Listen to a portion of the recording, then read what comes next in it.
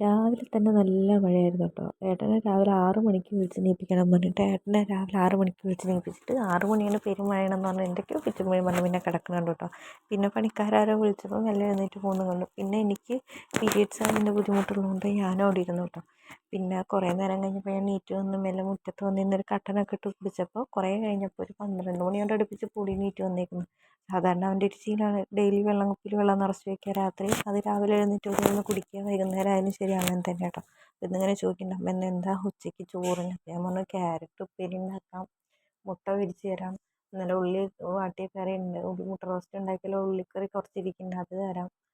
അങ്ങനെ വേറെ എന്തെങ്കിലും. ഞാൻ പറഞ്ഞു പയറും മറ്റേ ചേമ്പും തണ്ടും കൂടെ കറി വെച്ചിട്ടുണ്ട് അതും തരാമെന്ന് പറഞ്ഞു. അപ്പോൾ അവനത് കേട്ടപ്പോൾ ഭയങ്കര സന്തോഷമായിട്ട് ഞാൻ പല്ലേക്കാനൊക്കെ പോയി.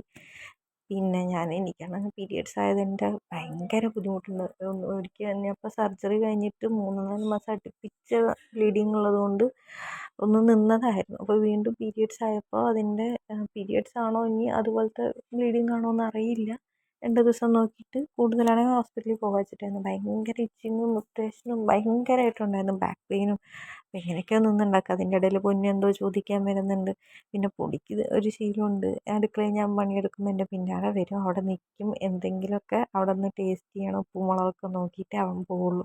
ഉപ്പും മുളകും നോക്കാൻ കൊടുത്തു കഴിഞ്ഞാൽ അത് കഴിഞ്ഞാൽ പോകും. കൈ കഴുകുമ്പോൾ അവിടെ കഴിക്കാനുള്ളവിടെ വൃത്തിയാക്കും.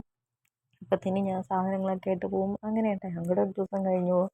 കാര്യം ഏട്ടനില്ലെങ്കിൽ, ഏട്ടനുള്ളപ്പോൾ ഇവർ ഇതിന് 2 ഇരട്ടിയായി നേരം പിന്നാലെ ഉണ്ടായിരിക്കും. എൻ്റെ ഏട്ടൻ്റെ പിന്നാലെ ഉണ്ടായിരിക്കും. ഏട്ടനില്ലാത്തതിനെ കൊണ്ട് പിന്നെ ഒരു സൈഡിൽ വന്നു. ഏട്ടൻ്റെ കുറുമ്പ് ഇച്ചിരി കൂടുതലാണ്. അപ്പോൾ അതിലെ കറി അവർ കഴിച്ചിട്ടില്ലേ, ചേമ്പും തണ്ട് എന്താണെന്ന് അവർക്കറിയില്ല. ഈ താളും തകരയും അങ്ങനെയൊക്കെയുള്ള സാധനങ്ങളൊക്കെ ഈ മാസം കഴിക്കണം എന്നറിയാം. അപ്പം ഞാൻ എന്ത് ചെയ്തു, ഞങ്ങളുടെ വീട്ടിൽ നിൽക്കാൻ പോയപ്പോൾ അച്ചമ്മ തന്ന ഒരു ചേമ്പിൻ്റെ കിഴങ്ങുണ്ടായിരുന്നു, അത് കുത്തിയിട്ട് കുഴിച്ചിട്ട് ചേമ്പ് മുളച്ച് വന്നപ്പോൾ അതിൻ്റെ തണ്ടൊക്കെ എടുത്തിട്ടൊന്ന് കറി വെച്ചപ്പോൾ അതിൻ്റെ ടേസ്റ്റ് മുന്നോട്ട് വല്ലാതെ പിടിച്ചിട്ടൊന്നുമില്ല. എന്നിരുന്നാൽ പോലും പയറിൻ്റെ അതുകൊണ്ട് പിന്നെ എന്നെ പേടിച്ചിട്ടും കഴിക്കും. പൊടിക്ക് പിന്നെ എന്ത് കൊടുത്താലും കുഴപ്പമില്ല. അങ്ങനെ അതൊക്കെ ഉണ്ടാക്കി വെച്ച് എല്ലാം അടച്ച് പെറുക്കി വെച്ച് ഞാൻ പറഞ്ഞിട്ട് നമുക്ക് കഴിക്കാം, ഇനി അതൊക്കെ എടുത്ത് വെക്കണം എന്ന് പറഞ്ഞപ്പോൾ പിന്നെ അവിടെ നിന്ന് ചാടി ഇറങ്ങി പോകുന്നതും കണ്ടു.